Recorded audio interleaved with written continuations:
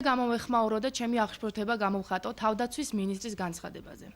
ყველამ ძალიან კარგად ვიცით რა განაცხადა მინისტრმა, მაგრამ მისი თქმით, სამშობლოს გმირის ალექსანდრე გრიგალაშვილის სიკვდილი წინა მთავრობის ბრალია.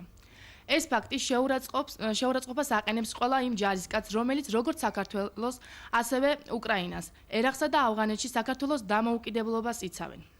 მისი განცხადებით, წინა მთავრობა გზაკვალ სურევს იმ ჯარისკაცებს. შეუძლებელია გზაკვალი იმის არევაში, თუ რომ ვერ გავარჩიოთ მტერი რომელია. ჩვენი მტერი კი რუსეთია. ხალხმა ძალიან კარგად იცის, ვინ არის მტერი. უკრაინა საქართველოს აფხაზეთის ომში ძმურად დაუდგა. და მინისტრმა ამ განცხადების სრულიად ეს უკრაინელი ხალხი შეურაცხყო. ბატონმა არჩილმა კარგად ჩამოაყალიბა და დააკონკრეტა თუ რატომ უნდა გადადგეს მინისტრი. მე მინდა უბრალოდ ჩემ მეგობრებს ასევე თბილისში მაცხოვრებლებს მოვუწოდო ხვალინდელ აქციაზე წამოსვლა.